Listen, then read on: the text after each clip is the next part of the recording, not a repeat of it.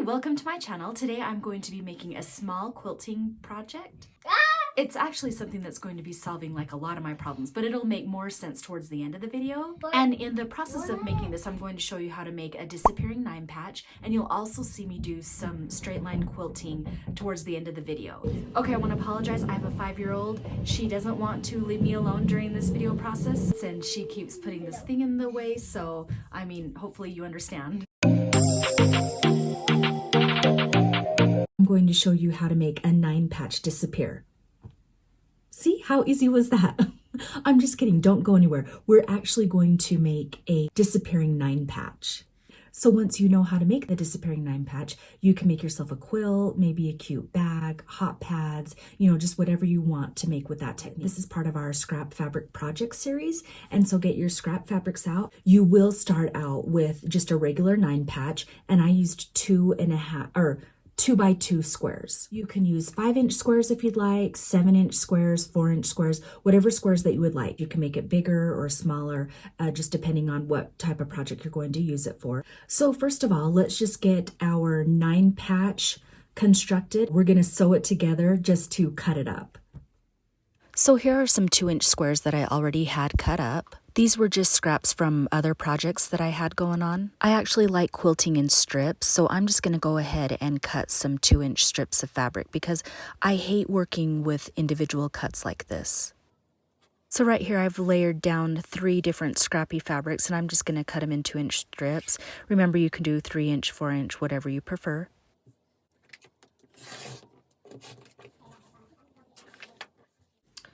Okay, so I have a few strips here that I'm just going to sew together. So my 2-inch strips, ironed them down. Now I'm gonna layer them. I'm gonna cut them in 2-inch strips. Make sure to stick around for the quilting. That's always my favorite part.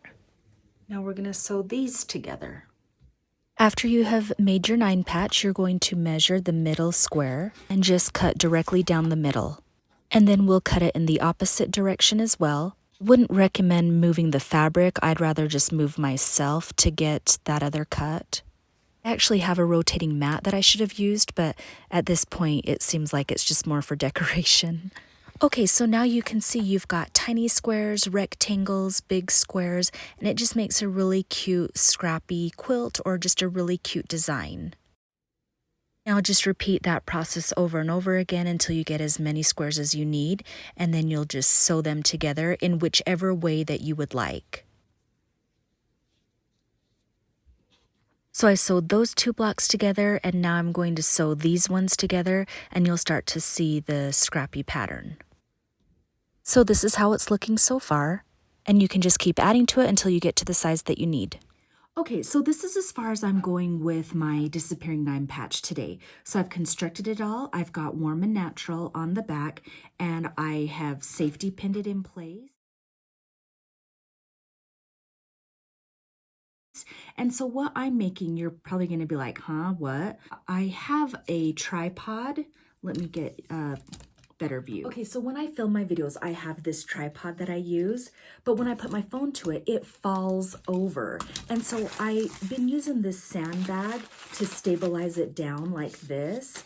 And I'm like, you know what? I need to make something cute. So that's what this is for. I'm gonna fold it in half and fill it with the sand. That way I can wrap it around the back and it gives it weight so that it doesn't fall over. So I don't know, those of you who have YouTube channels, maybe, that would solve your problem, because these tripods, I don't want to buy another one because I like the lightweight of it. And so that is just a perfect thing to just solve the problem. So what can I say? I'm a problem solver. So with this one, since it's only the 2 layers, I probably don't need a walking foot, but I love quilting. I'm just going to put my walking foot on it, and I'm going to do some straight lines. So in other videos that I've done, I noticed that you guys really loved the segments where I did my straight line quilting. So that's why I'm going to kind of show you. I've got my walking foot on here. I got my stitch length is going to go to a 3, and I'm going to start in the middle to help keep things even on both sides. I also like to stitch outside of the seam, so I move my needle over to the right a little bit. So for right now, I'll just put some music on. You can enjoy the sound of the machine and just kind of sit back and relax and let me do all the sewing.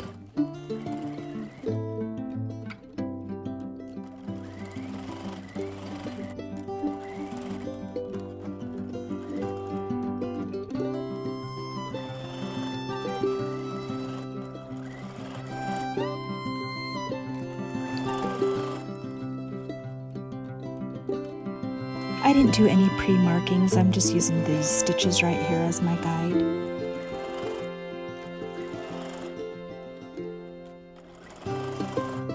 If you are enjoying this video so far, then please give me a thumbs up.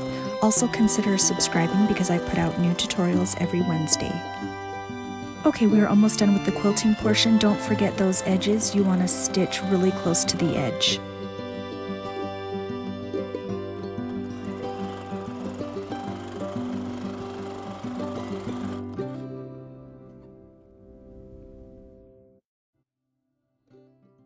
Okay, and now I'm just gonna clean it up, square it up, what they would call it.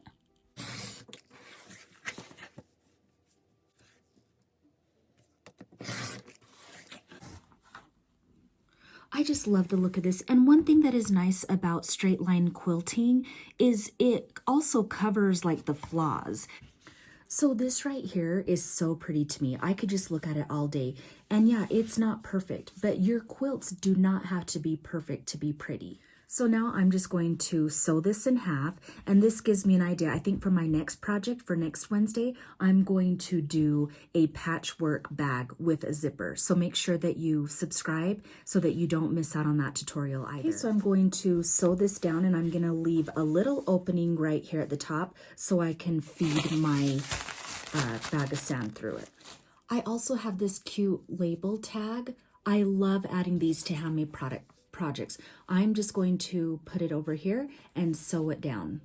Okay, so I sewed it shut, and as always, you want to clip the corners to get rid of any bulk, and it should be interesting trying to turn this inside out because it's kind of skinny. This part is always entertaining. And my hand is turning into the claw. Okay, so that wasn't so bad. Look at that cute label. Oh my gosh, it's so cute. Okay, I just came up with another idea. My daughter, for some reason, loves snakes, and she's 5. It would just be like a scrap fabric snake, and I hate snakes, but it would be like the cutest snake I ever saw. I would allow a snake if it looked like this. And I have a feeling she's gonna try to steal this, so I'm gonna have to make another one for her. For sure. So with what this is gonna be made for, I'm not gonna fill it all the way because it needs this part in the front to stabilize my tripod. So now I'm just going to seal it up.